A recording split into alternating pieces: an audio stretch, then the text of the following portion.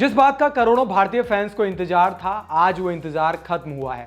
दरअसल ऋषभ पंत को लेकर कई भारतीय फैंस इंतजार कर रहे थे कि कब वो अपने पसंदीदा टेस्ट फॉर्मेट में खेलते हुए दिखेंगे और कब उनका वो जो अलग ही अंदाज रहता है, एक आक्रामक रवैया रहता है, वो हमें देखने को मिलेगा। आज चेपॉक टेस्ट के तीसरे दिन पहले सेशन में सबसे पहले ऋषभ पंत ने तूफानी अंदाज में अर्धशतक पूरा किया। अर्धशतक पूरा करते ही उन्होंने अपना गियर चेंज किया और जिस तरीके से उन्होंने बल्लेबाजी की थी, एक वक्त लग रहा था कि वो पहले ही सेशन में शतक ना जड़ दें, लेकिन उन्होंने उसके बाद जब सेशन समाप्त हुआ तो वहाँ पर वो 82-86 रन के आसपास खेल रहे थे। उसके बाद जब दूसरे सेशन की शुरुआत हुई लंच ब्रेक के बाद, तो वहाँ पर ऋषभ पंत ने एक बार फिर शुरुआत कर दी। सबसे पहले मेहदी हसन मिराज और शाकिब अल हसन को कूटना शुरू किया। शाकिब अल हसन का ओवर में उन्होंने एक छक्का और एक चौका जड़ा। उसके बाद फिर मेहदी हसन मिराज को फूक फूक के खेला। जब वो 99 रनों पर थे तो उसके बाद उन्होंने एक सिंगल लेकर अपने शतक को अंजाम देने का सही अंदाजा समझा और उस तरीके से उन्होंने शतक पूरा किया।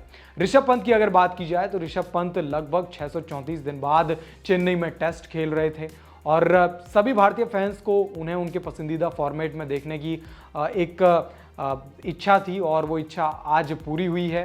और जिस तरीके से ऋषभ पंत ने आज शतक जड़ा है और जिस तरीके से जिस अंदाज में ऋषभ पंत ने शतक जड़ा है, ये बहुत अच्छे संकेत हैं भारतीय टीम के लिए, क्योंकि आने वाले वक्त में बॉर्डर गावस्कर ट्रॉफी होगी जो कि सबसे अहम ट्रॉफी भारतीय टीम के लिए रहने वाली है, जिससे पहले ऋषभ पंत, शुभमन गिल, इसके अलावा भारत का टॉप ऑर्डर और लोअर ऑर्डर, इन सभी ने परफॉर्मेंस दिखा दिया है। और ख़ास बात यह है कि ऋषभ पंत ने अपना परफॉर्मेंस दिखा दिया है और यह भी बता दिया है कि ऋषभ पंत जो अपने पुराने अंदाज में थे, जो कि आज से 1.5 साल पहले ऋषभ पंत उस अंदाज में हुआ करते थे, उस अंदाज में ही ऋषभ पंत एक बार फिर यहाँ पर दिखे हैं।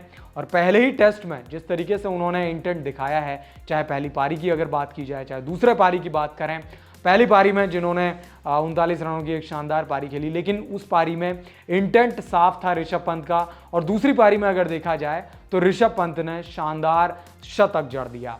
अब देखना होगा कि ऋषभ पंत इस शतक को कहां तक ले जाते हैं और कितना आगे टीम इंडिया अब जाती है, क्योंकि ऋषभ पंत और शुभमन गिल के बीच में एक अच्छी पार्टनरशिप हो गई है। शुभमन गिल भी शतक के करीब पहुंच गए हैं।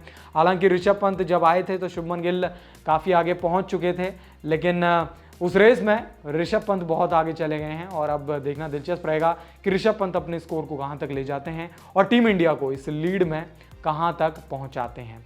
इस खबर में इतना ही। हम इंडिया और बांग्लादेश के बीच चल रहे टेस्ट के अपडेट्स आपके साथ लेकर आते रहेंगे। स्पोर्ट्स से जुड़ी तमाम खबरों के लिए वन इंडिया हिंदी के साथ बने रहें।